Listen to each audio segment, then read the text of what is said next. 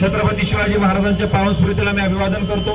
या कार्यक्रमासाठी उपस्थित असलेले सर्वच मंचावरील मान्यवर आणि उपस्थित सर्व समाजातील विविध घटकातून या ठिकाणी उपस्थित असलेले मित्र बंधू आणि भगिनी, खरं तर आजचा जो कार्यक्रम आहे या कार्यक्रमाला फार मोठ्या प्रमाणावरती अनन्यसाधारण असं महत्व आहे।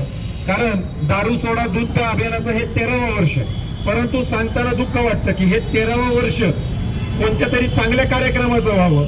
कारण 13वे वर्ष घ्यावं लागतंय, 14वं घ्यावं लागणार आहे, 15वं घ्यावं लागणार आहे, याचा अर्थ कुठेतरी व्यसनाचं प्रमाण जे आहे हे मोठ्या प्रमाणावरती त्या ठिकाणी वाढत चाललेलं आहे। आज ज्या पुण्यामध्ये सावित्रीबाई फुले यांच्या नावाने विद्यापीठ आहे, ज्या पुण्यामध्ये सावित्रीबाई फुले यांच्यामुळे त्या ठिकाणी महिलांसाठीचं पहिली शाळा त्या ठिकाणी चालू झाली, आज त्याच पुण्यामध्ये सगळ्यात मोठ्या प्रमाणावरती जर त्या ठिकाणी व्यसनाचं प्रमाण असेल तिथे मुलींचं असलेलं आपल्याला त्याच्यामध्ये ते दिसतं। आणि म्हणून छत्रपती शिवाजी महाराजांसारखं जर मुलगा तयार करायचं असेल तर माता सुद्धा जिजामातेसारखे असणं अत्यंत मोठ्या प्रमाणावरती गरजेचं आहे।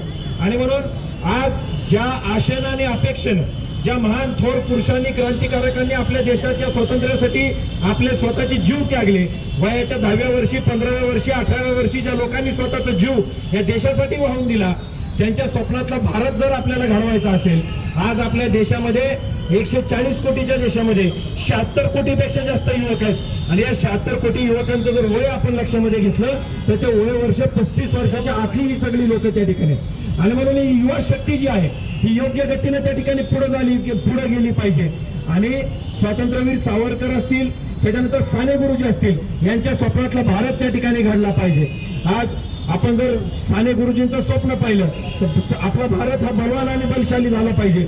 बलसागर भारत हो, विश्वात शोभने राहो, करिकन करी बांधिले, जन सेवे जीवन दिले, राष्ट्रार्थ प्राण हे उरले, असं ज्या साने गुरुजींनी सांगितलं त्यांच्या स्वप्नातला भारत घडवण्यासाठी आज आपण हा कार्यक्रम त्या ठिकाणी घेतोय। आज मला सांगताना आनंद वाटतो की जवळजवळ 5-6 ठिकाणी हा कार्यक्रम आपला त्याच्यामध्ये चालू आहे। 1000 लिटरच्या आसपास दूध आज आपण त्या ठिकाणी वाटतोय आणि फार मोठ्या प्रमाणावरती जर याचं महत्व लक्षामध्ये घ्यायचं असेल तर मुलींचं प्रमाण या कार्यक्रमामधलं मोठ्या प्रमाणावरती जास्त आहे। आणि म्हणून मी आपले सर्व मान्यवर या संस्थेच्या विनंतीस मान देऊन या ठिकाणी आले, मी त्यांचं सर्वांचं मनापासून त्या ठिकाणी आभार व्यक्त करतो।